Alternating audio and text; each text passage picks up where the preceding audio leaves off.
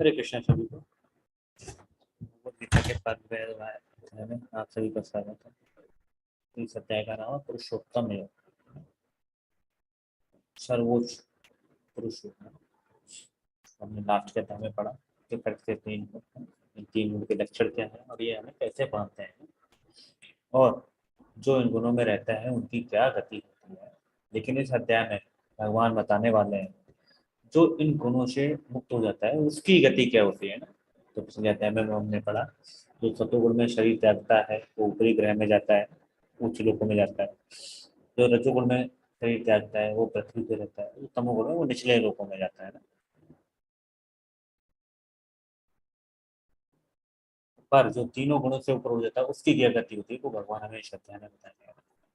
और इस अध्याय में भगवान हमें गुप्त ज्ञान देंगे है ना, अपने धाम के बारे में।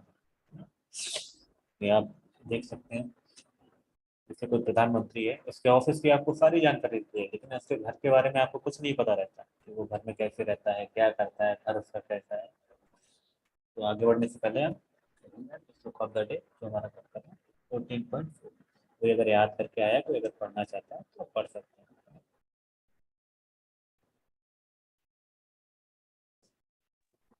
हरे कृष्णा रेवती माता जी, अनम्यूट कीजिए। जी, हरे कृष्ण सभी को। कल का श्लोक ऑफ द डे था 14.4। सर्वयोनिषु कौन्तेय मूर्तयः संभवन्ति याः तासां ब्रह्म महद्योनिरहं बीजप्रदः पिता। उसका अर्थ है, हे कुंती पुत्र, तुम यह समझ लो कि समस्त प्रकार की जीव योनियां इस भौतिक प्रकृति में जन्म द्वारा संभव है और मैं उनका बीज प्रदाता पिता हूँ। धन्यवाद। और कोई है जो पढ़ना चाहता है टेस्ट कर सकते हैं। तो आपको मौका नहीं दे पढ़ने का, पास कर दो।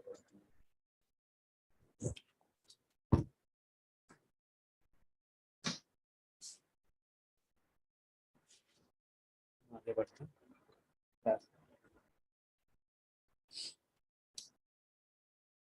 हमने पहले ही बताया है कि जो चैप्टर भगवान से स्टार्ट होता है वो तो इम्पोर्टेंट होता है। तो भगवान इसमें अपने धाम के बारे में बताएंगे हमको, है ना।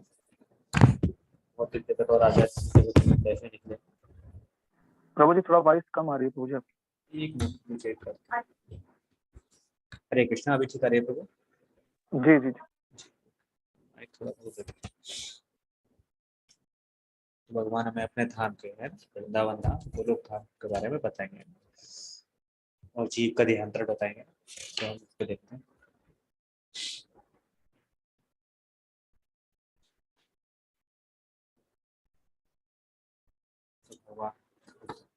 श्री भगवानुवाच ऊर्ध्वः मूलम् अधः शाखम् अश्वत्थं प्राहुरव्ययम् छंदांसि यस्य पर्णानि यस्तं वेद स वेद। भगवान ने कहा जाता है कि एक शाश्वत वृक्ष है जिसकी जड़ें तो ऊपर की ओर और शाखाएं नीचे की ओर तथा पत्तियां वैदिक स्रोत हैं। जो इस वृक्ष को जान जाता है वह वेदों का ज्ञाता है। तो भगवान एक ऐसे पेड़ के बारे में बात कर रहे हैं जिसकी जड़ें तो ऊपर हैं और पत्तियां नीचे हैं।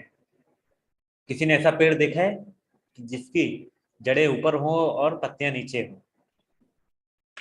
किसी ने देखा है ऐसा पेड़?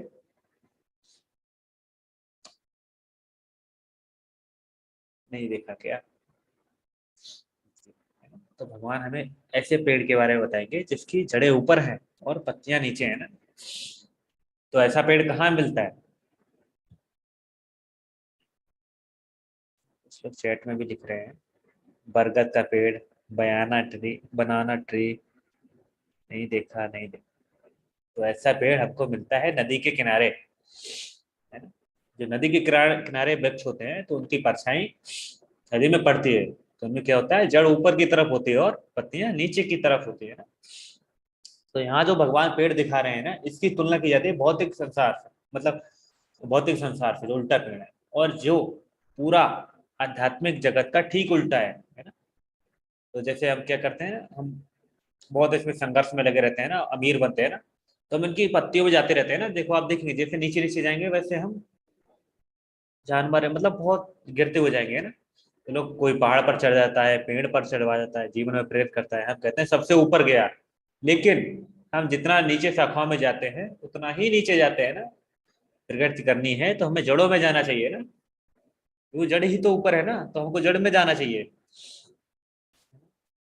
लेकिन यहाँ पत्तियों में जाते रहते हैं ना, तो और नीचे गिरते जाते हैं ना। तो ये पेड़ नकली, मतलब प्रतिबिंब मात्र है ना। तो जैसे आप देखेंगे मार्केट में नकली नोट हैं चलते हैं, तो कब चलते हैं, जब असली मार्केट में नोट है तभी ना नकली चलते हैं ना। नोट का अस्तित्व है तभी नोट चलते हैं ना नकली, मतलब कहीं ना कहीं तो असली भी नोट है। तो इस संसार में नकली खुशियां है ना सिर्फ, और वो भी अगर यहाँ मान भी ले खुशियां तो क्षणिक खुशियां है ना। तो ये आध्यात्मिक सुख की परछाई है इस भौतिक दुनिया में। जो भी सुख यहाँ हमको लगता है वो सिर्फ आध्यात्मिक सुख, जो सच्चिदानंद है भगवान के धाम में जो है, उसकी सिर्फ परछाई मात्र है इस संसार में, है ना। और जैसे कि आप देखेंगे ना, कोई पेड़, आम का पेड़ है, उसका प्रतिबिंब पड़ता है नदी में, है ना, और पका पका आम लगा है पीला पीला, है ना, तो हम इसको देख के बहुत खुश हो जाएंगे, वाह क्या आम है, इसको अब मैं खाऊंगा। लेकिन क्या आप उसको खा सकते हैं? नहीं खा सकते, है ना। तो आपको दुख होगा, पहले आपको बहुत खुशी हुई, वाह अब मैं इस आपको खाऊंगा, कितना अच्छा आम है ना। लेकिन हम उसका भोग नहीं कर सकते, है ना। तो ठीक उसी तरह है ना, हम वास्तव में इस संसार में सुख नहीं भोग सकते ना, अंत में तो दुख ही मिलेगा हमको, है ना। भगवान बोलते भी हैं, दुखालय अशाश्वतम, यहाँ दिए दुखों का घर है। तो जैसे हम भोग करना चाहते हैं तो शुरू में तो लगता है अच्छा, कि जैसे हमने देखा आम, वाह अब मैं इसको खाऊंगा, बहुत अच्छा आम है ना। लेकिन बाद में क्या हुआ, जब हमने उसको देखा, अरे ये तो परछाई, मतलब ये तो हम खा ही नहीं सकते, है ना, तो हमको दुख होगा, है ना। तो यहाँ जो भी सुख है वो क्षणिक सुख है ना, कुछ क्षण का लगता है आपको सुख, है ना। और वो सुख कैसा है पता है, अगर हमारे जीवन में प्रॉब्लम आना बंद हो जाए तो हम समझते हैं सुख है, सुखी है ना, इसको हम सुख समझते हैं।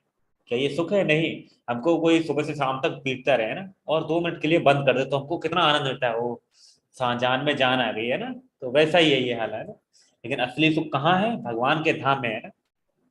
तो भगवान बताते हैं ये जो पत्ते जो है वो वैदिक स्रोत है ना। तो आप अगर किसी पेड़ को जानना चाहेंगे तो कैसे जानेंगे? उसके पत्ते के द्वारा, है ना। ये अच्छा, ये पत्ता, ये आम के पेड़ का पत्ता है ना, ये तो पत्ते के द्वारा जानेंगे ना। तो हम इसको कैसे जाने? वैदिक स्रोत से जा सकते हैं, वैदिक स्रोतों से, है ना। तो वेदों के द्वारा हम इस संसार को जान सकते हैं, और यह भी जान सकते हैं कि इससे कैसे बाहर आना है ना। पत्तों से हम जान सकते हैं ऐसा कि कौन सा पेड़ है ना। और ये पेड़ बहुत ज्यादा फैला हुआ है ना, बहुत ज्यादा ही ज्यादा, बहुत बड़ा है, फैला हुआ। आपने देखा ना बरगद का पेड़ कितना फैला रहता है। तो इसमें हम जितने नीचे जाएंगे उतना हम उलझते जाएंगे ना, एक तकनीक से दूसरी तरफ में फंसते जाएंगे, एक गुड़ से दूसरी जगह में। जैसे क्या करता है एक बंदर, कभी एक टहनी से दूसरी टहनी पे ऐसे उछलता रहता है। उसी तरह जीवात्मा एक योनि से दूसरी जीव योनि में जाता है। जैसे जैसे आप देखेंगे ना, जितना हम नीचे, मतलब हमको लगता है प्रेरित करते हैं, उतना ही हम नीचे जाते हैं ना। जानवर बनेंगे, कीड़े मकोड़े, और पता नहीं क्या क्या, जितने नीचे जाते हैं उतने हम खतरनाक जानवर बनते हैं। तो लेकिन इस फल में, इस पेड़ पे फल भी लगते हैं, कुछ कच्चे कुछ पक्के, पके हुए, है ना। ये कैसे फल होते हैं? कच्चा फल जो है वो पाप का होता है, और पके फल पुण्य का होता है हमारा, है ना। भगवान आगे हमको बताते हैं। इससे पहले प्रभुपाद जी के कुछ शब्द पढ़ते हैं। इस भौतिक जगत के बंधन की तुलना आश्वासित के वृक्ष से की गई है। जो व्यक्ति सकाम कर्मों में लगा है उसके लिए इस वृक्ष का कोई अंत नहीं है। वह एक शाखा से दूसरी शाखा में और दूसरी से तीसरी में घूमता रहता है। इस जगत रूपी वृक्ष का कोई अंत नहीं है, और जो इस वृक्ष में आसक्त है उसकी मुक्ति की कोई संभावना नहीं है। वैदिक स्रोत जो आत्मोन्नति के लिए है वे इस वृक्ष के पत्ते हैं। इस वृक्ष की जड़ें ऊपर की ओर बढ़ते हैं, क्योंकि वे इस ब्रह्मांड के सर्वोच्च लोक से प्रारंभ होती हैं, जहां पर ब्रह्मा स्थित है। यदि कोई इस मोह रूपी अविनाशी वृक्ष को समझ लेता है तो बस इससे बाहर निकल सकता है। तो आप खुद ही देखें ना, कोई भी सीमा नहीं है इस पेड़ की, है ना, कोई अंत नहीं है ना।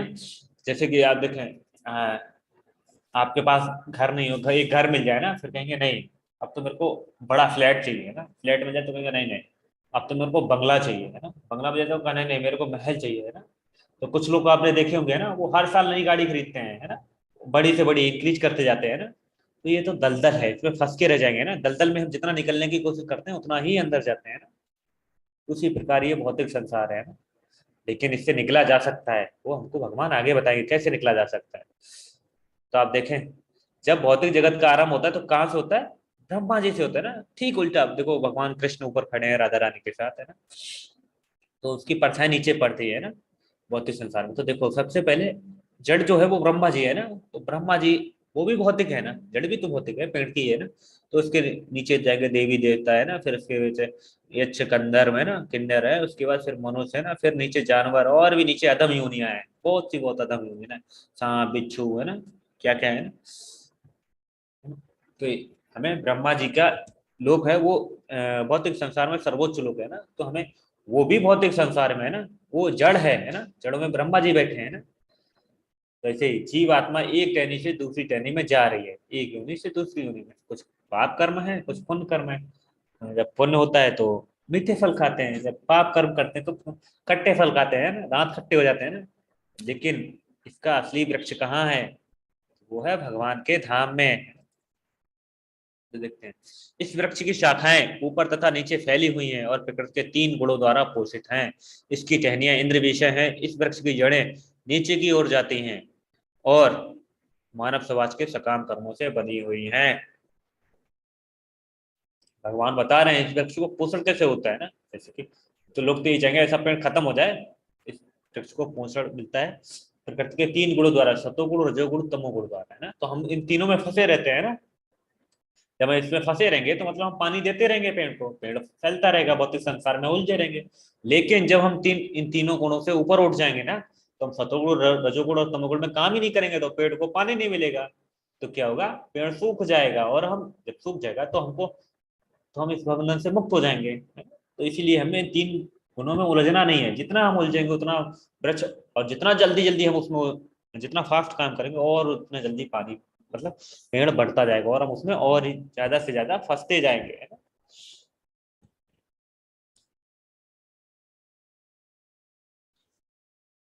और इसकी जो जड़ें, सहायक जड़ें हैं इस वृक्ष की, वो वो कौन है? वो राग और द्वेष है ना, जो विभिन्न प्रकार के कष्ट तथा इंद्रिय भोगों के उत्पाद हैं, है ना।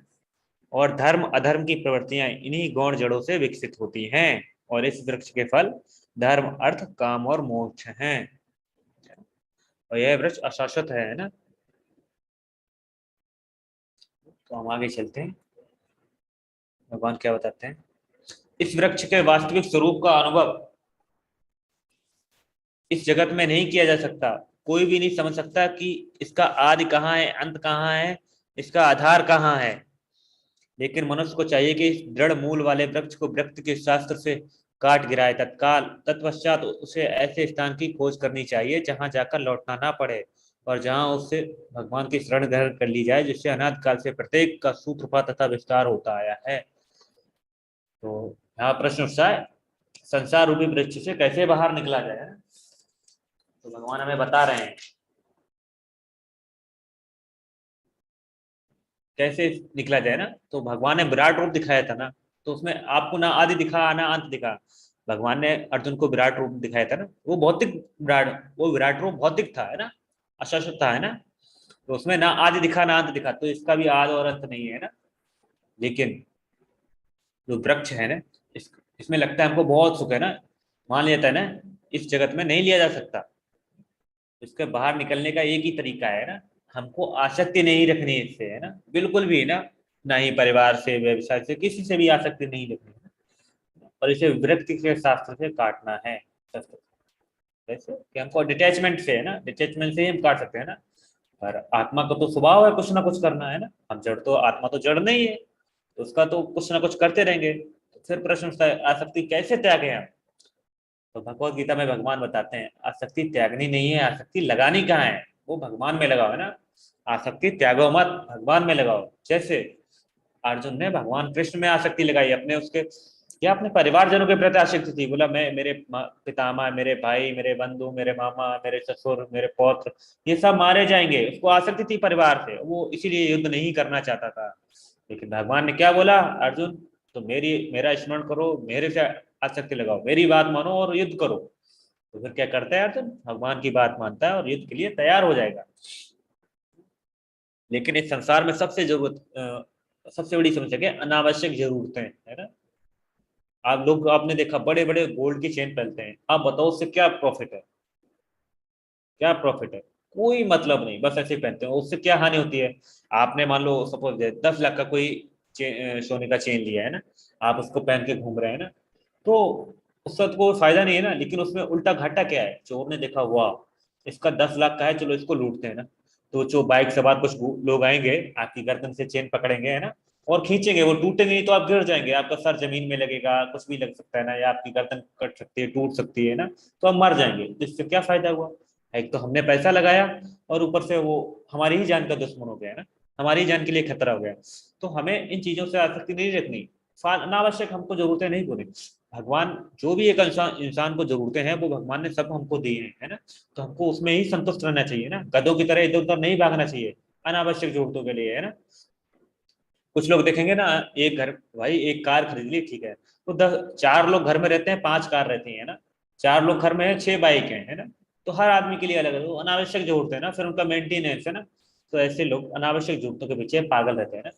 आपने कुछ लोग देखे होंगे ना, वो उनके हर सिटी में घर है, यहाँ भी घर, वहां भी घर, वहां भी घर, है ना, उसमें लगे रहते हैं ना। और फिर उनको ये भी डर रहता है कि इनकम टैक्स की रेड ना पड़ जाए, दूसरों के नाम पे करते हैं ना, पड़ जाती है, फिर जेल में सड़ते हैं ना, सारी संपत्ति जब्त हो जाती है। तो हमको अनावश्यक जरूरतों में नहीं पड़ना है ना, जो भी जरूरतें हैं, मूल जरूरतें हैं, उनको बस हम करना है ना। तो आगे भगवान क्या बोलते हैं, अपने धाम के बारे में बताएंगे भगवान।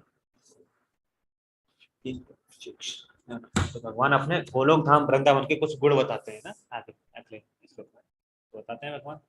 न तद भाषते सूर्यो न शशांको न पावका यद गत्वा न निवर्तन्ते तद धामम परमम मम। भाई मेरा परम धाम ना तो सूर्य या चंद्रमा के द्वारा प्रकाशित होता है अपना अग्नि या बिजली से, जो लोग वहां पहुंच जाते हैं वे इस भौतिक जगत में फिर लौट कर नहीं आते। तो भगवान यहाँ अपने हमें अपने धाम के बारे में बता रहे हैं। जब हम भौतिक संसार रूपी वृक्ष से बाहर निकल जाएंगे तब ऐसे स्थान पर जाएंगे जहाँ ना जन्म है, ना मृत्यु, ना जरा, ना व्याध, है ना। तो हमें जन्म मृत्यु के चक्कर से छुटकारा मिल जाता है, तभी हम वहां जाएंगे ना।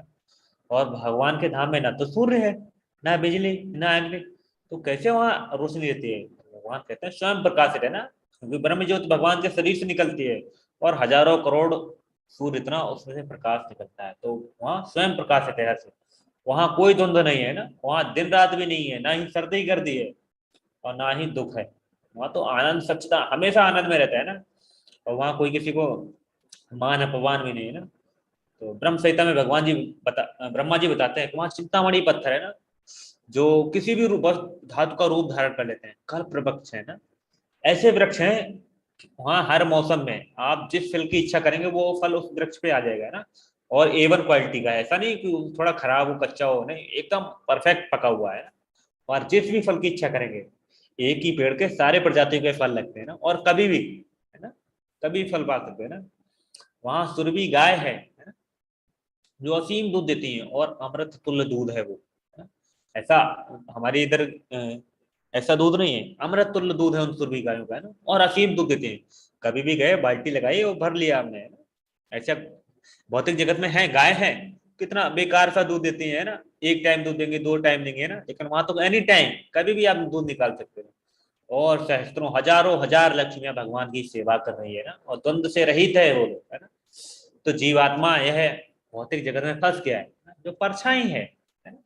और परछाई से हम कभी खुश नहीं रह सकते। जैसे मछली पानी में रहती है ना, उसको बोलो बाहर आ जाओ, मस्त 5 स्टार वो फ्लैट है, उसमें रहना है, और मस्त पनीर की सब्जी है वो खाना है, अच्छी अच्छी चीजें हैं ना, पानी से बाहर आ जाओ, है ना, तो वो खुश नहीं रह सकती है। चाहे अच्छा भोजन हो, अच्छी चीजें कुछ भी हो, है ना, वो पानी में जाने पर ही खुश रहेगी। वैसे ही जीवात्मा भगवान से दूर आके कभी खुश नहीं रह सकती, है ना, चाहे कितनी इंद्रिय तृप्ति कर ले, है ना।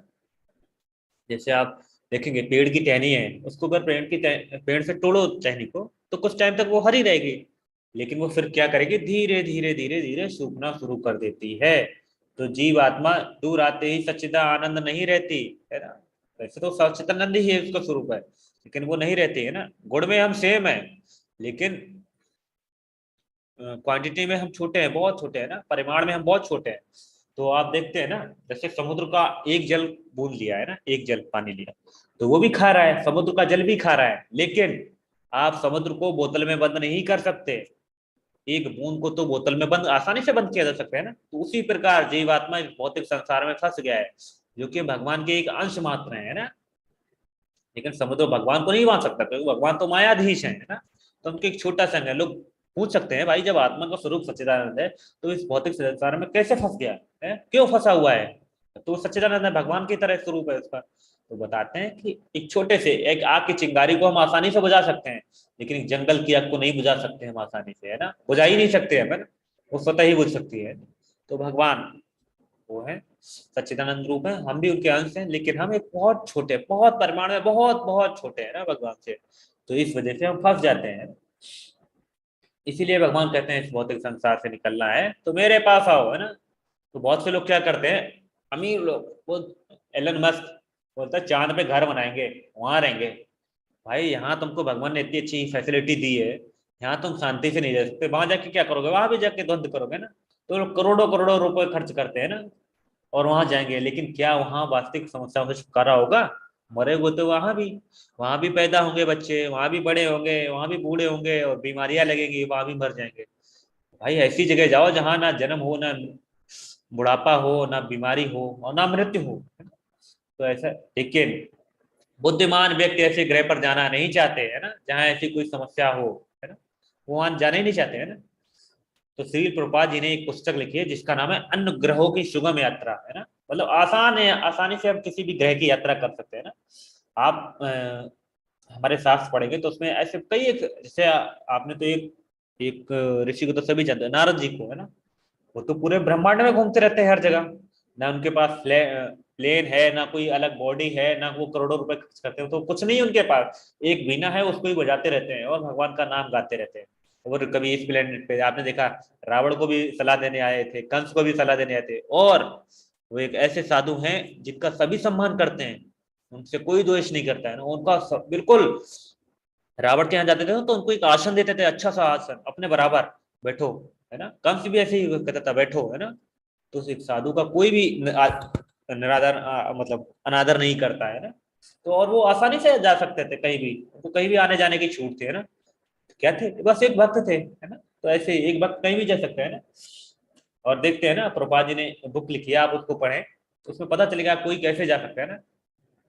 लेकिन हम लोग करोड़ों करोड़ों खर्च कर रहे हैं और चांद पे घर बनाएंगे, और वहां भी लड़ाई करेंगे, है ना, एक दूसरे से ईर्ष्या करेंगे, झगड़ा करेंगे ना। यहाँ गंदा मचाया, वहां भी गंद मचाएंगे हम लोग, है ना। तो आपने देखा भौतिक जगत जो है वो ब्रह्मा जी तक है ना, सबसे उच्च उच्च लोग जो है वो ब्रह्मा जी का लोक है ना। लेकिन वहां भी जन्म मृत्यु जरा व्याधि है, क्योंकि हमने पहले पढ़ा है कि ब्रह्मा जी किया है 100 वर्ष से, गणना भी हमने की थी, है ना। तो ब्रह्मा जी का भी पतन मतलब बोलते हैं मरण होता है ना, तो वो भी जन्म मृत्यु के चक्कर में है ना। तो वहां भी जाने में हमको खुशी नहीं मिलेगी, हमको खुशी मिलेगी भगवान के धाम में जाने में, है ना। तो भगवान आगे बताते हैं, इस बद्ध जगत में मैं सारे जीव मेरे शाश्वत अंश से, बद्ध जीवन के कारण वे 6 इंद्रियों के कारण घोर संघर्ष कर रहे हैं, जिसमें मन भी सम्मिलित है। तो भगवान बताते हैं जीवात्मा मेरा सनातन अंश है। कोई कह सकता है ये कैसे है ना, जैसे पहले सूरज है, इसकी किरणें, तो दोनों एक साथ आए, लेकिन सूर्य मूल है, उसकी किरणें हैं, है ना। उसी प्रकार जीवात्मा और परमात्मा दोनों शाश्वत हैं। जीवात्मा अंश है, सच्चिदानंद, प्रकृति के संपर्क में आके बंद हो जाती है ना। जैसे हमने बताया, एक बूंद को तो हम बोतल में बंद कर सकते हैं, आप बड़ी आसानी से कर सकते हैं ना। और उसमें गुण तो वही रहते हैं, समुद्र का भी पानी टेस्ट करेंगे तो भी वही खारा पानी, और इधर टेस्ट करेंगे बोतल वाला तो भी खारा पानी, है ना। तो गुण तो वही रहेंगे उसमें, है ना। फिर इंद्रियों से संघर्ष करते हैं ना, और इंद्रियों में मन भी शामिल है, मन तो बहुत चंचल है ना। भगवान का अंश होते हुए भी जीवन के कारण बहुत संघर्ष करना पड़ता है ना। तो हम भगवान की गुण हैं, भगवान की तरफ सच्चिदानंद वो है हमारा, लेकिन फिर भी हम संघर्ष कर रहे हैं ना। तो भगवान अपनी चिंता प्रकट कर रहे हैं, जैसे कि राजा का लड़का अगर होगा तो वो खुश ही रहना चाहेगा ना, राजा जब खुश रहता है ना। भगवान देखा आपने कभी कुछ कि भाई कुछ कमाना रहता है, नहीं वो मस्त बांसुरी बजा रहे हैं ना, और राजा रानी सनी के साथ रहते हैं ना। लेकिन हम इतने दुख है ना, हम भीख मांग रहे हैं इधर उधर, और भगवान तो षड ऐश्वर्य से पूर्ण है ना।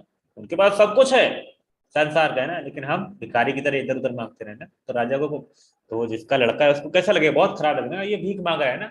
तो इस तरह भगवान को अच्छा नहीं लगता हमारे बारे में ना, क्योंकि हम उनसे कुछ कुछ सुख के लिए अलग हो जाते हैं ना, कि मैं भोगूंगा, है ना। भगवान बहुत दुखी है ना। तो एक कहानी आती है, एक राजा का एक पुत्र होता है, तो अपने पिता से कहता है, पिता अब मैं राजा बनना चाहता हूँ, मुझे राजा बनाओ। तो पिता इनकार करता है, बोला नहीं बेटा, तुम अभी राजा नहीं बन सकते, है ना। तुम अभी, तुम्हारे लिए अभी ठीक नहीं है राजा बनना, तुम अभी सारी चीजें भोग रहे हो, आराम से रह रहे हो, क्या प्रॉब्लम है तुमको, राजा क्यों बनना। कहते हैं नहीं नहीं, मुझे राजा बनना ही बनना है, चाहे कुछ भी हो जाए। तो पिता इनकार कर देता है ना। तो क्या करता है, राजकुमार घर छोड़ देता है गुस्से में, बोला नहीं मुझे रहना नहीं है इस घर में। तो राजकुमार का ठीक है, तो चला जाता है। आपने बोला कि अब मैं अपने दम पे करके दिखाऊंगा, अपने दम पे करना चाहता हूँ सब, मैं आपसे बड़ा राजा बनूंगा। चला जाता है, लड़ता है। मैं कुछ समय के लिए वो क्या करता है, लोग कहते हैं अरे राजा का बेटा है ना, तो लोग उसको मदद करते रहते हैं थोड़े दिन ना।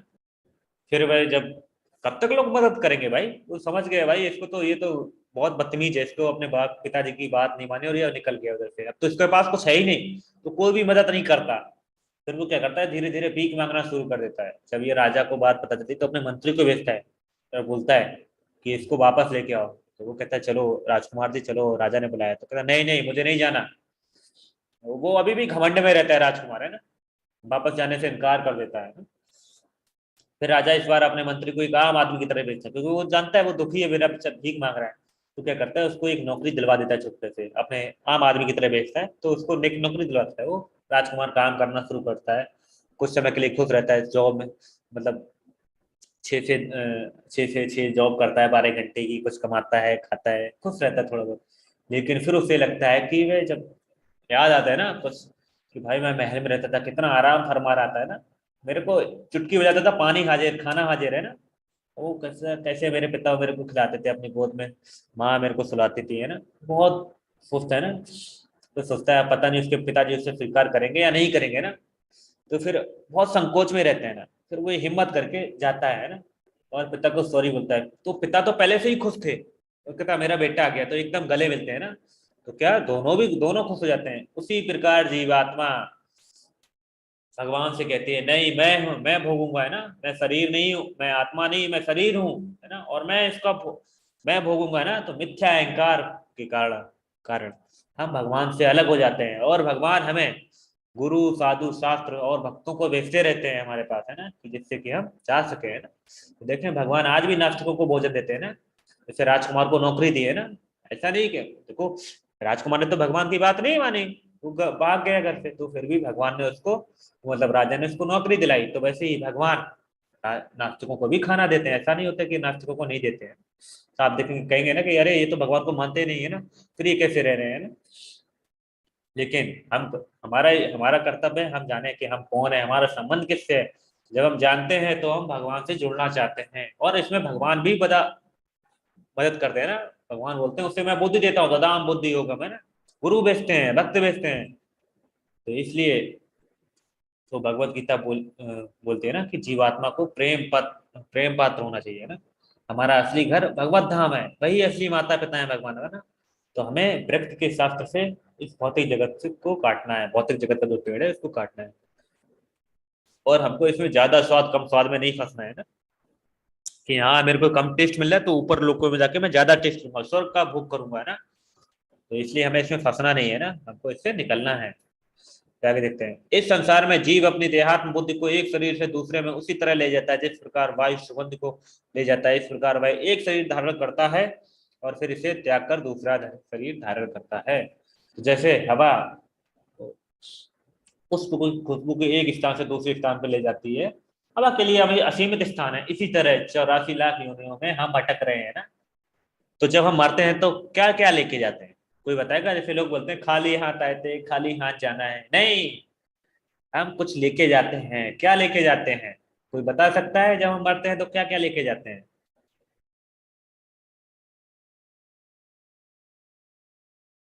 नहीं, तो ठीक है हम बताते हैं। आत्मा जाती है, आत्मा प्लस सूक्ष्म शरीर, मन बुद्धि अहंकार, ये तीन चीजें जाती हैं ना। ये सूक्ष्म शरीर होता है ना, तो ये जाते हैं। और क्या जाता है, और जाता है हमारे कर्मों की पोटली, कि हमने क्या क्या किया है ना। कर्म के दो घड़े होते हैं ना, अच्छा और बुरा, पुण्य और पाप, वो भी जाता है। और एक चीज जाती है, क्या जाती है, इच्छा। कि मेरी क्या इच्छा है ना, वो भी जाती है वहाँ। तो इसके हिसाब से हमें अगला शरीर मिलता है और हम 84 लाख योनियों में मस्त भटकते रहते हैं ना। कभी भाई कभी ये कपड़े पहने, कभी वो कपड़े पहने, सब में एंजॉय कर रहे हैं ना, सब में कितने स्मार्ट लगते हैं ना। तो बस ठीक वैसे ही हमारा हाल है, भटक रहे हैं इधर से उधर। तो इस प्रकार स्थूल शरीर धारण करके जीव विशेष प्रकार का कान, आंख, जीभ, नाक तथा स्पर्श इंद्रिय त्वचा प्राप्त करता है, जो मन के चारों ओर संपतित है। इस प्रकार वह इंद्रिय विषयों के एक विशिष्ट समुच्चय का भोग करता है। तो भगवान क्या बता रहे हैं कि जैसी इच्छा वैसे शरीर और वैसी इंद्रिय। जैसे किसी का आखिरी समय में उसको बहुत भूख लगी, बोला भाई मेरे को खाना खाना है, तो अगले जन्म में वो क्या बनेगा, बोला वो खूब खाना है, तो अगले जन्म में बनेगा हाथी। और प्रकृति उसको बाध कर देगी, इतना बड़ा पेड़ दिया इसको भरना ही होगा, तो प्रकृति उसको बाध करेगी, भाई तू इतना खा, तूने इसका शरीर लिया है, तेरे को खाना ही पड़ेगा। ऐसे ही कोई अंत समय में सोना चाहता है, उसको नींद का वो है स्मरण है, तो कहेगा, ठीक है भाई ध्रुवीय भालू बन जा, 6 महीने सो आराम से, है ना। तो जैसे हम देख सकते हैं, अगर हम स्विमिंग करने जाते हैं तो हम एक अलग तरीके के कपड़े पहनते हैं ना, है ना। और जैसे हम खुद की शादी तो शेरवानी पहन के जाते हैं, किसी दूसरी की शादी में हो तो पार्टी वेयर कपड़े पहन के जाते हैं ना। और अब क्रिकेट खेलने जाए तो स्पोर्ट्स पहन के जाते हैं ना। तो ऐसे हम जगह जगह अलग अलग कपड़े पहन के जाते हैं ना। तो क्योंकि इसी तरह हम अलग अलग इच्छा के कारण भटकते रहते हैं ना। कोई स्पेस में जाता है तो स्पेस के क्या बोलते हैं उसको, सूट पहन के जाते हैं ना, अंतरिक्ष यान के कपड़े है ना, अंतरिक्ष के। तो वैसे ही हम इस संसार में भटकते रहते हैं ना, कभी हमको ये कपड़े पहनने, कभी वो कपड़े पहनने, है ना। तो भगवान आत्मा का ध्यान बताएंगे और देख सकते हैं कौन देख सकता है और कौन नहीं आत्मा का ध्यान। तो ये भी बताते हैं ना, उत्क्रामनान्तम स्थितम वापि भुंजनां वा गुणान्वितम विमूढ़ा नानुपश्यन्ति पश्यन्ति ज्ञान चक्षुषा, है ना। मूर्ख ना तो समझ पाते हैं कि जीव किस प्रकार अपना शरीर त्याग सकता है, ना ही वे ये समझ पाते हैं कि प्रकृति के गुणों के अधीन वह किस तरह के शरीर का भोग करता है। लेकिन जिसके आंखें ज्ञान से प्रशिक्षित होती हैं वह यह सब देख सकता है। तो मूर्ख को पता ही नहीं क्या चल रहा है इस दुनिया में, वो तो समझता बस खाने पीने और मौज करने आए हैं, बस यही ठीक है ना। तो वे नहीं सोचते कि हम शरीर हैं, वे तो वो सोचते हैं हम शरीर है ना। वे आत्मा को भी नहीं मानते है ना। लेकिन जो आत्मा को समझता है ना, वो एकदम सुखी रह सकता है ना।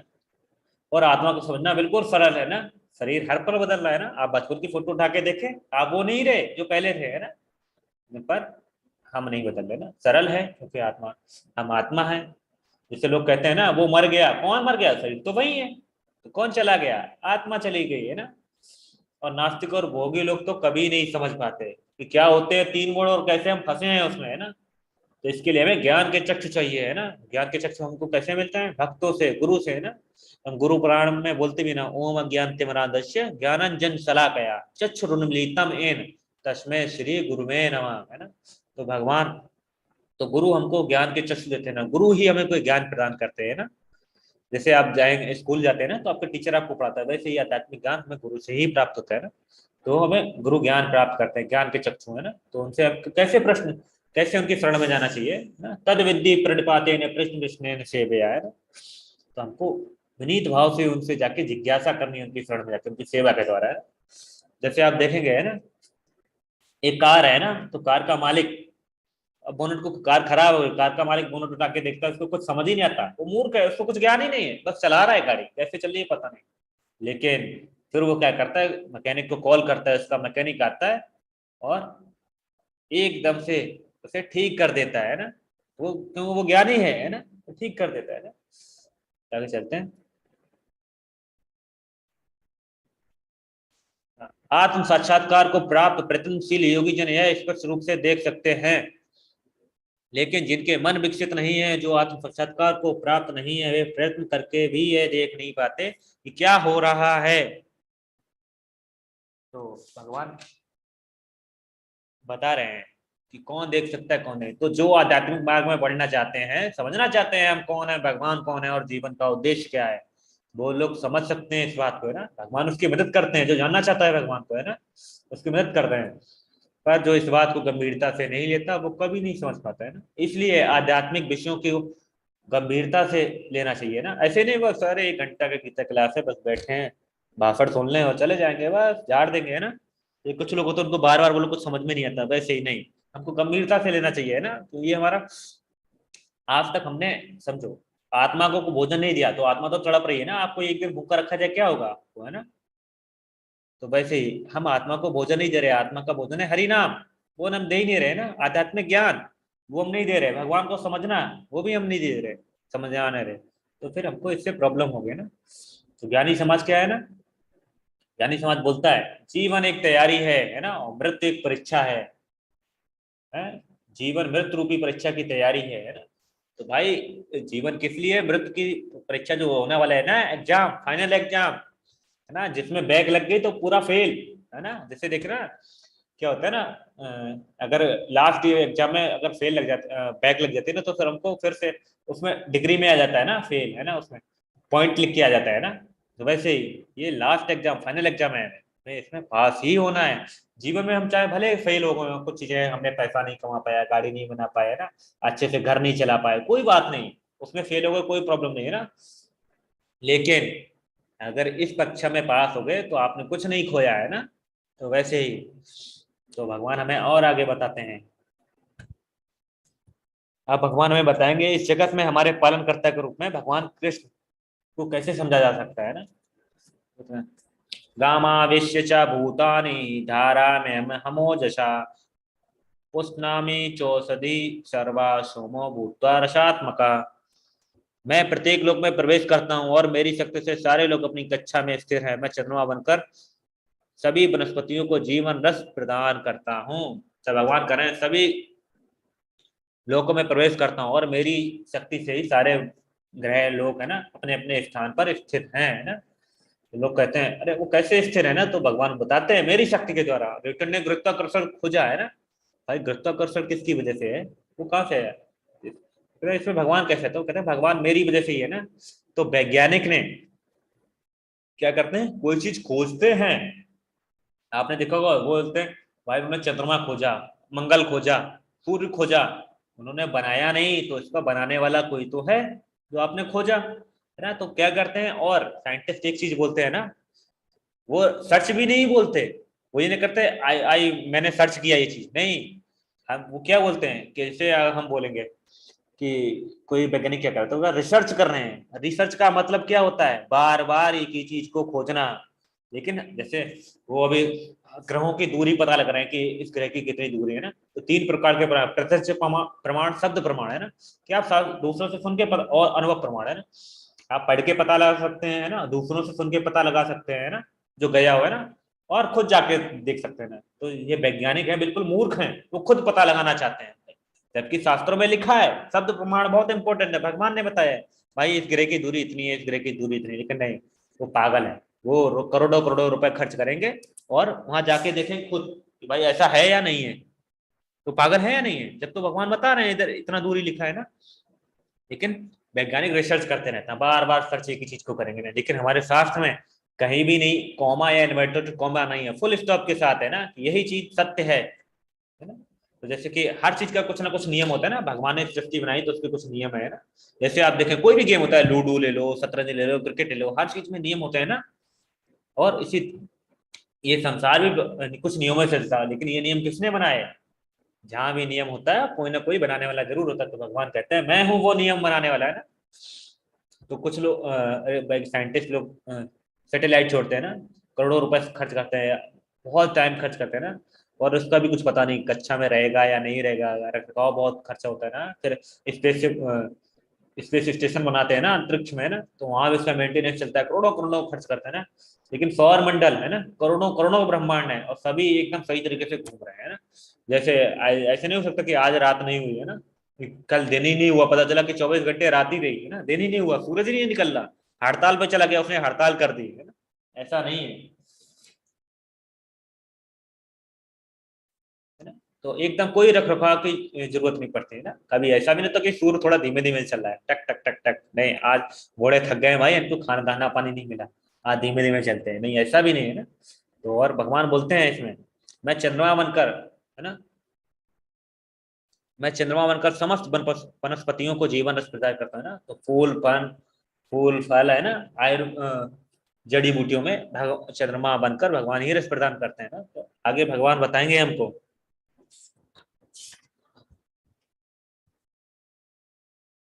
कैसे वो भगवान बताएं, अहम वैश्वानरो भूत्वा प्राणिनाम देह्यम आश्रिता प्राणापान समायुक्ता पंचायम पंचामयनम चतुर्विधम, है ना।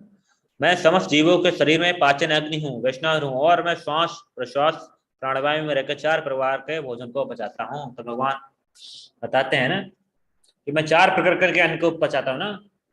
एक तो चबाने वाला है ना, तो चावल रोटी होता है, पीने वाला दूध पानी, है ना, चूसना आम गन्ना, है ना, चटनी शहद च्यवनप्राश, है ना, ये सब।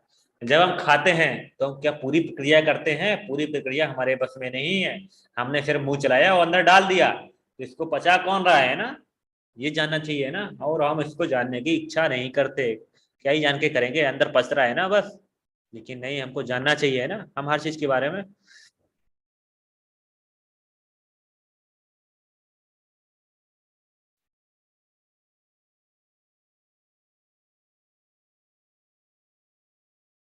है ना। तो जैसे कि हम सांस लेते हैं ना, अपने आप चल रही है ना। हम क्या, हम रात में सो जाते हैं तो रात में लोग बोलते हैं अल्प मृत्यु होती है ना। तो हम तो हमारी, हम सो रहे हैं ना, सोते हैं तो अचेत होते हैं ना, कोई आवाज लगाए हम नहीं सुन सकते, लेकिन हमारी सांस बराबर चलती रहती है। कौन चला रहा है? भगवान बोलते हैं ना इसमें, शरीर में पाचन अग्नि हो, है ना, हमारे पेट के अंदर एक आग रहती है ना, जो सारे खाने को पचाती है ना। क्या आग किसने लगाई है ना? कोई जानता है? नहीं, वो भगवान चलाते हैं ना, भगवान के द्वारा आ गए ना। जब भी कुछ होता है ना तो हमारा पाचन तंत्र वीक होता है, तो बोलते हैं कि आपकी साइंस में कुछ और बोलते हैं, मेरे को एग्जैक्ट नहीं पता, तो बोलते हैं आपकी आग जो है वो कम धीमी हो गई है, इसलिए आपका खाना नहीं पच रहा है ना। लेकिन ये आग भगवान ने लगाई ना, अंदर पेट में आराम से चल रही है ना। जैसे आप देखेंगे एटीएम चलता है ना ऑटोमेटिक, लेकिन कोई तो है उसको बनाने वाला। ऐसे ही भगवान है, भगवान ने सबके पास हृदय में रहते हैं और सब कुछ मेंटेन देखते रहते हैं क्या हो रहा है, इसका सही चल रहा है या नहीं चल रहा है ना। तो भगवान सबको यहाँ तक कि हमारा खाना पचाते हैं, और क्या चाहिए भाई, सब कुछ करते हैं, सांस लेते हैं, हमको जिंदा रखे हुए है ना। सांस देते हैं, लेते हैं ना, दिलाते हैं ना, खाना भी पचाते हैं ना, सब कुछ भगवान कराते हैं ना, सांस लेने की क्षमता भी देते हैं ना। हमें ज्यादा नहीं खाना चाहिए ना, सोचना है भगवान को कठिनाई होगी पचाने में, है ना। तो डॉक्टर लोग बोलते हैं हम हृदय ट्रांसप्लांट कर सकते हैं, पैर गुर्दा, लेकिन पाचन तंत्र तो नहीं। विज्ञान इसमें विफल है, वो खाने को नहीं पचा सकता। वे कहते हैं अगर वे पाचन तंत्र विकसित करने की कोशिश करते हैं तो भी यह मीलों दूर होगा, है ना, बड़ा लंबा दूर होगा ना। और फिर भी यह सुनिश्चित नहीं है कि पाचन होगा, और निश्चित भी नहीं कि वो पचा पाएगा खाना या नहीं, है ना। तो भगवान ने देखो हमको कितने इंपॉर्टेंट चीज दी ना, और वो हमारे सारे काम कर रहे हैं, यहाँ तक कि खाना पचा रहे हैं ना। तो हमको देखना चाहिए, है ना। फिर भी हम भगवान का भजन नहीं करते, यहाँ तक कि हमारे में इतनी क्षमता नहीं कि हम खुद का खाना पचा लें, है ना। फिर भी हम घमंड में चूर रहते हैं ना। ये है, ये बहुत इंपॉर्टेंट श्लोक है, और ये है श्लोक ऑफ द डे, है ना। तो भगवान बताते हैं सर्वस्य चाहम हृदय सन्निविष्टो मत्ता स्मृति ज्ञानम पोहनम च वेदेश्च सर्वैर्हमेव वेद्यो वेदांत प्रत्येद विदेव चाहम। मैं प्रत्येक जीव के हृदय में आसीन हूँ, और मुझसे ही स्मृति ज्ञान तथा स्मृति होती है। मैं ही वेदों के द्वारा जानने योग्य हूँ, निसंदेह मैं वेदांत का संकलन करता तथा समस्त वेदों का जानने वाला हूँ, है ना। भगवान आता है सबके हृदय में परमात्मा रूप में हूं मैं, है ना। और भगवान एक चीज और बोलते हैं, मैं स्मरण, है ना, ज्ञान याद रखने की क्षमता, है ना। फिर बोलते हैं भूलने की क्षमता, सब भगवान के कारण है ना। तो स्मरण करना परीक्षा के टाइम तो बहुत अच्छा है, ज्ञान अच्छा है ना, ज्ञानी के लिए, है ना। भूलने की क्षमता, है ना, ये क्यों अच्छा है? कोई बताएगा कि भूलने की, भगवान बोले भूलने की क्षमता भी है ना, वो भी मैं ही देता हूँ, है ना। तो ये क्यों हमारे लिए अच्छा है? कोई बता सकता है? हैंड रेस कर सकते हैं आप, या चैट में लिख सकते हैं कि भूलने की क्षमता हमारे लिए क्यों अच्छा है। ये भूलने को मतलब, हमने कहीं 1 करोड़ रुपए रख दिए और भूल गए, ये तो बहुत बड़ी प्रॉब्लम हो जाएगी, है ना। तो घाटा ही घाटा है। लेकिन भगवान बोलते हैं अच्छा है, क्योंकि कुछ लोग होते हैं एग्जाम में फेल हो गए, नहीं भूल पाते, तो उसमें ही लगे रहते हैं ना। कोई घर में किसी की डेथ हो गई तो नहीं भूल पाते, तो उसी में लगे रहेंगे, है ना। फिर लोग, किसी का ब्रेकअप हो जाता है तो नहीं भूल पाते, है ना। तो क्या करते हैं, ड्रग्स लेते हैं ना, नशे करते हैं ना, नींद नहीं आती है उनको, फिर नींद की गोलियां लेते हैं ना। तो इसलिए भगवान बोल रहे हैं जो भी बुरी चीजें होती है वो मैं भुला देता हूँ ना, जिससे कि आप नई शुरुआत कर सकते हैं ना। पहले की चीज भूल जाते हैं ना। जैसे कि आपको मान लो अगर आपको पता चले कि आपके पिछले जन्म में आपके माता पिता ने आपको मार दिया था, फिर क्या हुआ, आपको और क्रोध आएगा, है ना, फिर जाके आप उनको मारेंगे, है ना, फिर अगले जन्म में वो आपको मारेंगे। ये चलता रहता है ना, कर्मों के फल है ना। तो इसलिए भगवान भुला देते हैं पुरानी चीजें, है ना। अर्जुन को भी नहीं आता है ना, तो भगवान बोलते हैं मुझे सब याद है लेकिन तुम भूल गए हो ना, तो भगवान ही बुलाते हैं ना। तो इसी तरह भगवान हमसे ज्यादा समझदार है, वो जानते हैं हमारे लिए क्या है, हित के लिए ना। तो भगवान हमारे हित के लिए करते हैं ना। जैसे माता पिता बच्चों को डांटते हैं उसके फायदे के लिए, भाई ये सुधर जाएगा, अच्छे से रहेगा, है ना, नहीं तो ये बिगड़ जाएगा, है ना, उल्टे सीधे काम करेगा, उसके कर्म भोगने पड़ेंगे, है ना। तो भगवान बोलते हैं इसमें सारे वेदों के द्वारा मुझे ही जाना जा रहा है ना। अगर आप पढ़े और भक्ति नहीं आई तो क्या हुआ, सारा समय व्यर्थ गया। आपने भगवत गीता का क्लास ले रहे हैं ना 1 घंटे का, क्योंकि समय बहुत इंपॉर्टेंट है। आप अरबों डॉलर खर्च करके, अरबों रुपए खर्च करके इस समय को वापस नहीं ला सकते।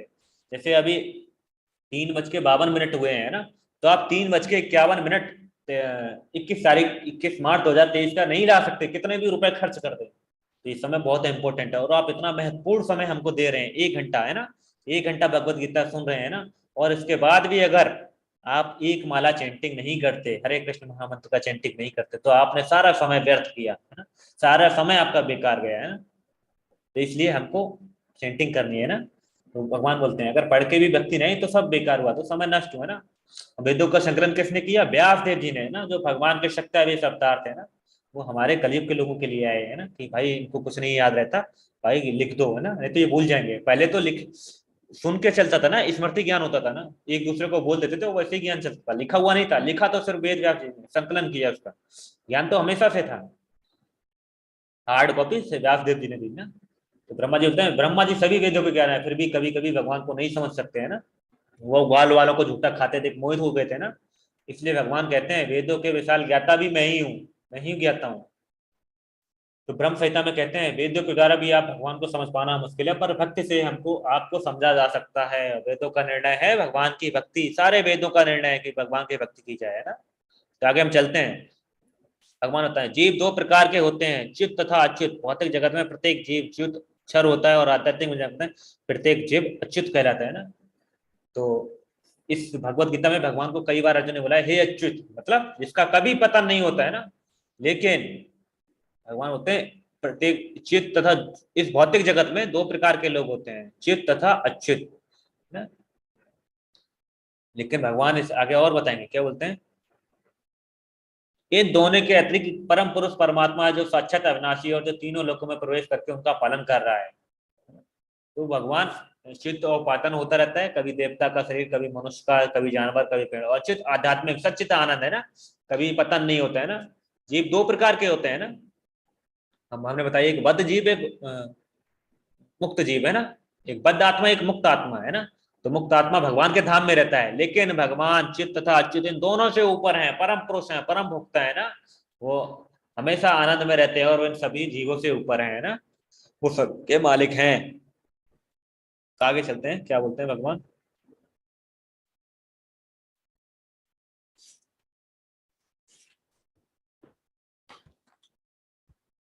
यस्मात् काश्रम अतीतो अहम अक्षरादपि चोत्तम अतो अस्मि लोके वेदे च प्राथित पुरुषोत्तमम।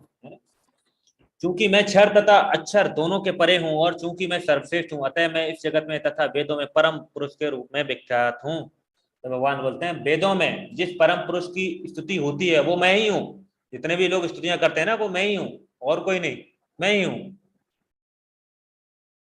और सभी देवी देवता भगवान की शरण में जाते हैं ना, जब संकट आते हैं। आपने देखा हुआ है ना, कुछ भी होता तो थर थर के जब हिरण्यकश्यप ने इंद्र को स्वर्ग जीत लिया, तो इंद्र कहाँ गए, ब्रह्मा जी के पास, ब्रह्मा जी के महाविष्णु के पास, बोला भाई बचाओ, है ना। और भगवान ही सभी संकटों को दूर करते हैं ना। जब अमृत की बार अमृत वितरित हुआ था ना, तो भगवान ही वितरित करने आए थे। और वहां भगवान ने 3 अवतार लिए थे, है ना। एक कच्छप का लिया था, और 2-3 लिए थे, मेरे को एग्जैक्ट याद नहीं है। एक कच्छप का तो पता है, कछुआ कच्छप अवतार हुआ था ना भगवान का, तो जिसके ऊपर मथनी रखा गया था ना। भगवान मोहिनी रूप लेके आए थे ना, उनको वितरित किया था सभी को अमृत, है ना। और धनवंतरी के रूप में भी निकले थे वहां से, है ना, उस सागर के समुद्र मंथन से, है ना।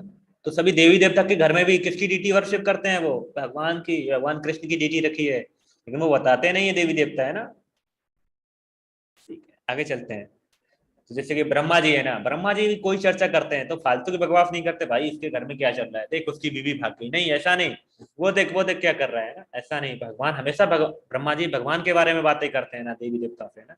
ऐसे शिव जी जब भी पार्वती माँ से बातें करते हैं तो भगवान के बारे में ही बातें करते हैं ना, उनकी ही बारे में, उनकी लीलाएं की चर्चा करते हैं ना। तो आगे देखते हैं, जो मावे मावे मामे एव सम्मूढ़ा जानाति पुरुषोत्तमम सर्व सर्वविद भजति माम सर्व भावेन भारत। हे अनग, यह वैदिक है यह जो कोई भी मुझे संशय रहित होकर पुरुषोत्तम भगवान के रूप में जानता है वह सब कुछ जानता है। अतः हे भरतपुत्र, वह व्यक्ति मेरी पूर्ण भक्ति में रत रहता है, रत होता है। तो भगवान के विषय में जो जान जाएगा कि भगवान सब कुछ है, स्वामी है, तो प्राकृतिक रूप से हम उनके दास नौकर हो जाएंगे ना। तो हम जान जाएंगे ना भगवान ही सब कुछ है, तो हम उनकी सेवा करेंगे और भगवान का भजन करेंगे ना, वही असली ज्ञानी है ना। तो आपने पढ़ा कई बार कि जीवेर स्वरूप है कृष्ण दास, है ना। तो ये आज का हमारा लास्ट श्लोक है। इत गुहोत्तमम शास्त्रम इदम मुक्तम मया नघ एतद् बुद्ध्वा बुद्धि मानसयात कृत कृतश्च भारत। हे अनघ, वैदिक शास्त्रों का सर्वाधिक गुप्त अंश है जिसे मैंने अब प्रकट किया। जो कोई इसे समझता है वह बुद्धिमान हो जाएगा और इसके प्रयास पूर्ण होंगे ना। तो अनग मतलब होता है पाप से रहित, है ना, निष्पाप, है ना। भगवान ये कह रहे हैं ना, यह बहुत गोपनीय है, क्योंकि कोई भी प्रधानमंत्री अपने घर के बारे में नहीं बताएगा, ऑफिस बताएगा, भाई ऑफिस का एड्रेस ये है, ये नहीं कहेगा ये लो एड्रेस मेरे घर आ जाओ, है ना। बहुत इंपॉर्टेंट है ना। तो भगवान ने अपने धाम, हम जान पाए ना कि असली सुख कहाँ है, वहां है भगवान के धाम में। कैसा कैसा सुख है ना, क्योंकि लोग सुख के प्रति ही आकृष्ट होते हैं ना। अपने धाम के बारे में बताया और विस्तार से बताया, भौतिक बनाम आध्यात्मिक जगत की तुलना भी की है ना। तो हम समझ गए ना कि भगवान अपने घर में कैसे रहते हैं ना, मस्त एकदम बिंदास, है ना। तो ऐसे ही है हमें भगवान ने ये बहुत गुप्त ज्ञान बताया ना। इसको जान के भी अगर भक्ति नहीं आएगी तो उसका तो समय नष्ट गया ना। लेकिन हमें भगवत गीता पढ़ने से हमारी दृष्टि कैसे बदलती है ना, देखो यह मेरी संपत्ति है ना, ये मकान इसकी संपत्ति है ना। लेकिन हम तत्व को भूल जाते हैं कि हम यहाँ हैं अस्थायी रूप से, हम भूल जाते हैं ना कि हम यहाँ अस्थायी रूप से ना। लेकिन जब हम भगवत गीता से जान लेते हैं तो हम पता करते हैं नहीं नहीं नहीं, ये मेरा नहीं है, सब भगवान का है ना, मैं तो अस्थायी हूँ। ये घर भी 4 दिन रहेगा, मैं 4 दिन बाद मर जाऊंगा, मेरा कुछ नहीं, सब भगवान का है ना, भगवान की तरफ से रहता है। तो देखे है ना, जैसे किसी ने बोला तुम मूर्ख हो, तुम पागल हो, है ना। तो भौतिक भगवत गीता से पढ़ने से कहते हैं तुम्हारी हिम्मत कैसे हुई मुझे मूर्ख कहने की, है ना, मैं तुमको अभी बताता हूँ, है ना, तुमने मुझे मूर्ख कहा। लेकिन एक भगवत गीता पढ़ने के बाद आदमी पता क्या कहता है, उसको बोलो तुम मूर्ख हो तो पता क्या बोलता है, हाँ मैं मूर्ख हूँ जिसने कृष्ण को छोड़ दिया और यहाँ पीड़ित हूँ, है ना, भगवान की बात नहीं मानी और बोला कि मैं खुद का राज्य बनाऊंगा और इस भौतिक संसार में आ गया राज्य बनाने, है ना। तो इसलिए मैं यहाँ कष्ट भोग रहा हूँ, इसलिए तुम मुझे मूर्ख कह पा रहे हो ना। तो मैं मूर्ख हूँ, वो झूठी प्रतिष्ठा से मुक्त है, लेकिन ये आदमी झूठी प्रतिष्ठा से युक्त है, बोलता है कि हाँ तुझे मैं देखता हूँ, अभी बताता हूँ, है ना। तो आगे देखते हैं और क्या कहते हैं, सही तब मैं इतना पैसा हूँ कमाता हूँ क्योंकि मैं सुपर टैलेंटेड हूँ, है ना। लेकिन दूसरा क्या होता है, मेरे पास जो कुछ है वह भगवान कृष्ण की दया के कारण है ना, भ्रम से मुक्त है। लेकिन ये आदमी भ्रम में है, बोलता है नहीं नहीं मैंने कमाया, मैं ओनर हूँ, है ना। लेकिन अगर उसी समय मान लो बाढ़ आ जाए, है ना, और सब कुछ बह जाए तो क्या रहेगा, कुछ नहीं, मर जाएगा। क्योंकि ये आदमी दूसरा जानता है भगवान की दया से जी रहा है ना, भगवान की दया से भगवान ही खिला रहे हैं, यहाँ तक कि हमारा खाना पचा रहे हैं, और क्या करोगे, है ना। आप कितना भी पैसे कमा लो, खाना पचा सकते हो अपना, खुद नहीं पचा सकते, आपको पता ही नहीं है ना। भगवान हमें, आप सपोज दैट मानो, है ना, भगवान हमें सूर्य का प्रकाश देते हैं ना, जिससे हमारी बॉडी को विटामिन डी मिलती है ना, पानी देते हैं ना, हवा देते हैं ना। भगवान ने अगर बिल भेज दिया हमारे पास, भाई देखो इतने साल हो गए तुमको, तुमने आज तक बिल नहीं भरा है, ये ड्यू हो गया, तो हमारी संपत्ति कहाँ जाएगी, कुछ भी नहीं, ये तो अमूल्य है, इसकी कोई कीमत ही नहीं है ना। भगवान कहेंगे नहीं दे रहे बिल, ठीक है मैं आज से सप्लाई बंद करता हूँ, है ना, मुझे ना तो बिल चाहिए, मैं आज से सप्लाई बंद कर दो। तो हम क्या कर सकते हैं, कुछ नहीं कर सकते। तो भगवान के बिना जीव का कोई भी अस्तित्व नहीं है ना। तो ये भ्रम से युक्त है और ये भ्रम से मुक्त है ना। जैसे कोई बोलता है ये मेरा बच्चा, मेरी पत्नी, मेरे रिश्तेदार, नहीं, लेकिन जो जान जाता है वो असली क्या कहते हैं रिश्ता, हमें उन्हें भक्ति के लिए प्रोत्साहित करना चाहिए, है ना। हमें कहना ये सब भगवान की दया हुआ है ना, भगवान की शरण में जाना चाहिए ना, ये भगवान के बच्चे हैं। भगवान बोले ना अहम बीज बीज प्रदा पिता, है ना, मैं ही सबका बीज प्रदा पिता हूं ना। तो सभी ये भगवान के बच्चे हैं ना, भगवान की सेवा में लगाना चाहिए ना, हमको ये नहीं करना चाहिए। लेकिन सच्चा रिश्ता क्या है, क्या बोलता है, मेरे प्रभु, ये मेरे प्रभु हैं, सच्चा रिश्ता ये है, ये मेरे प्रभु हैं, ये मेरे मालिक हैं, ये मेरे सर्वेश्वर हैं, है ना। कृष्णस्तु भगवान स्वयं, है ना। आगे देखते हैं, प्रभुपाद जी के कुछ शब्द पढ़ते हैं। जहां भी भक्ति होती है वहां भौतिक कलमश नहीं रहता। भगवत भक्ति तथा स्वयं भगवान एक है, क्योंकि दोनों आध्यात्मिक हैं। भक्ति परमेश्वर की अंतरंगा शक्ति के भीतर होती है। भगवान सूर्य के समान और अज्ञान अंधकार है। जहाँ सूर्य विद्यमान है वहां अंधकार का प्रश्न ही नहीं उठता। अतएव जब भी प्रमाणिक गुरु के मार्गदर्शन के अंतर्गत भक्ति की जाती है तो अज्ञान का प्रश्न ही नहीं उठता, है ना। प्रत्येक व्यक्ति को चाहिए कि इस कृष्ण भावना को ग्रहण करे और बुद्धिमान तथा शुद्ध बनने के लिए भक्ति करे। जब तक कोई कृष्ण को इस प्रकार नहीं समझता और भक्ति में प्रवृत्त नहीं होता, तब तक सामान्य मनुष्य की दृष्टि में कोई कितना बुद्धिमान क्यों ना हो, वह पूर्णतः बुद्धिमान नहीं है। अनग अर्थात हे निष्पाप, जब तक मनुष्य पाप कर्मों से मुक्त नहीं हो जाता तब तक कृष्ण को समझ पाना कठिन है। उसे समस्त पाप कर्मों से मुक्त होना होता है, तभी वह समझ सकता है। लेकिन भक्ति इतनी शुद्ध तथा शक्तिमान होती है कि एक बार भक्ति में प्रवृत्त होने पर मनुष्य स्वतः निष्पाप हो जाता है। सबसे महत्वपूर्ण बात जिस पर विजय पानी है वह है हृदय की दुर्बलता। पहला पतन प्रकृति पर प्रभुत्व जताने की इच्छा के कारण होता है। दूसरी हृदय की दुर्बलता। जब कोई आध्यात्मिक प्रभुत्व जताने की इच्छा करता है तो वह भौतिक जगत पदार्थ के स्वामित्व के प्रति आसक्त हो जाता है। इस संसार की सारी समस्याएं इन्हीं हृदय की दुर्बलताओं के कारण हैं। इस अध्याय में प्रथम श्लोक में इन्हें गया है अपने में को, एक मिनट,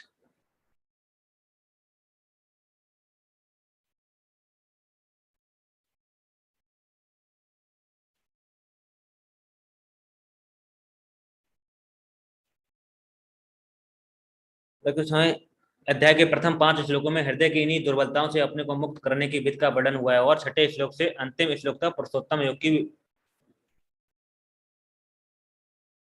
हुई है ना।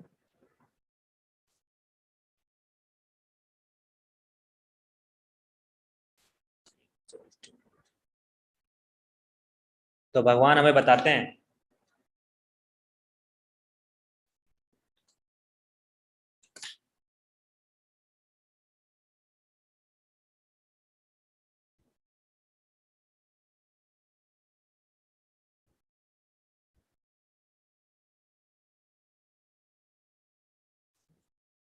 जहां सूरज है वहां अंधकार नहीं हो सकता है ना, तो जहां भक्ति है वहां ज्ञान नहीं होगा ना।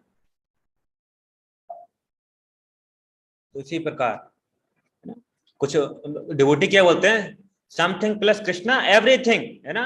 लेकिन everything Krishna, everything minus Krishna तो मतलब नथिंग, कुछ नहीं है। अगर हमारे पास सब कुछ है और भगवान नहीं है तो हमारे पास कुछ भी नहीं है। लेकिन हमारे पास जो कुछ भी है और प्लस कृष्णा है तो हमारे पास सब कुछ है ना।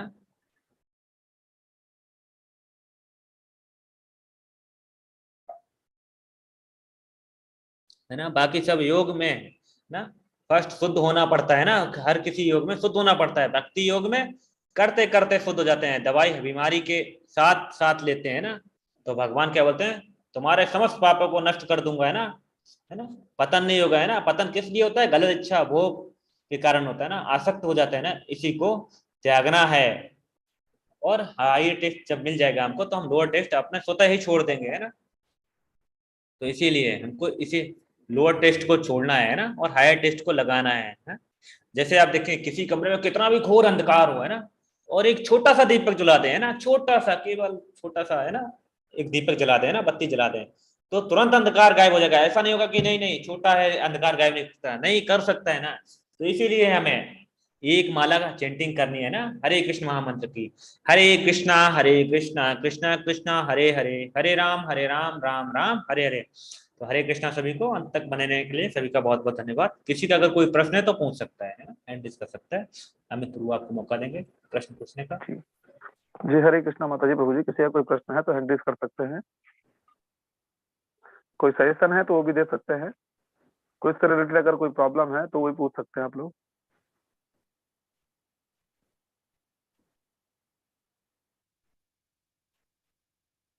जी नहीं प्रभु जी, किसी कोई प्रश्न नहीं, किसी को कोई डाउट नहीं है। हमारे बैच में प्रभु सारे स्टूडेंट जो हैं बहुत इंटेलिजेंट पर्सन है ना, किसी का कोई प्रश्न रहता ही नहीं है। अच्छा है, तो सारे लोग पहले से ही भक्त हैं। चलिए ठीक है जी प्रभु। राजन प्रभु जी ने मैसेज किया है, वो लिखते हैं develop a higher test to discard the lower one, doctor Vivek Bindra.